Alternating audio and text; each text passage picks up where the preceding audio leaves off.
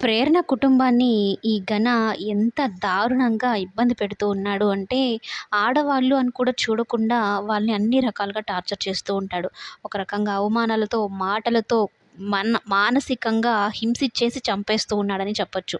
ఒక రకంగా చెప్పాలంటే చెల్లెలు కదా! ఆమె పిన్నమ్మ కదా! కనీసం ఆడవాళ్ళు అన్న రెస్పెక్ట్ కూడా లేకుండా రోడ్డు మీద పడేశాడు వాళ్ళ జీవితాన్ని. జాబ్ పోయి సస్పెండ్ అయిన వాడు ఇంట్లో కూర్చోక ఇంకా వీళ్ళ మీద పగ సాధిస్తూ ఉన్నాడనమాట. అయితే సుధా వచ్చి, "అక్క ఇలా జరుగుతుందని నేను అనుకోలేదు. రండక్క" అని అంటూ ఉంటే, "ఇంక చాలురా!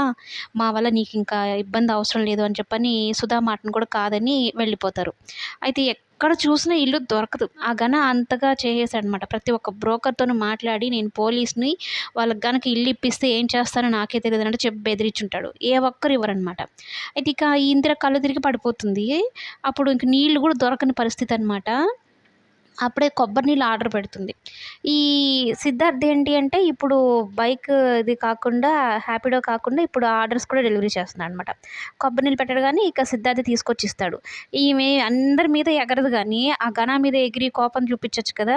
సిద్ధార్థ్ మీద మాత్రం కోపం చూపిస్తూ ఉంటది. "నువ్వు నన్ను ఫాలో అవుతున్నావు" అది ఇది అన్నట్టు సిద్ధార్థ్ మీద ఎగురుతూ ఉంటుంది మాట్లాడితే. మామూలుగా సిద్ధార్థ్‌ని అపార్థం చేసుకొని తిడుతూ ఉంటుందనమాట.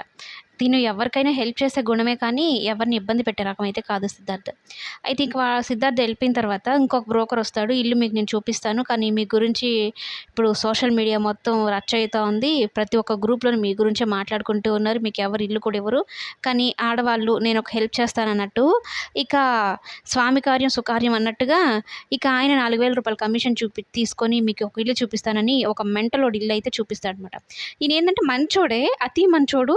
కానీ ఆ మంచితనం కన్నా మంచితనం ఈక్వల్‌గా ఉంటుంది మెంటల్ కూడా. మరి వీళ్ళు ఇతని పేరు రంజిత్ అనమాట. ఇంక ఈ ఇంట్లోనే ఇంక నుంచి ప్రేరణ వాళ్ళు ఉండబోతున్నారు. మరి ఇతని మంచితనము, ఈ మెంటల్ తనము ఏది డామినేట్ చేస్తూ వాళ్ళనెలా ఇబ్బంది పెడుతుందో, లేకుంటే వాళ్ళకేమైనా సపోర్ట్‌గా ఉంటాడా అన్నది మనం ఇక కమింగ్ ఎపిసోడ్స్‌లో చూద్దాం. వీడియో నచ్చితే ఒక లైక్ చేయండి ప్లీజ్.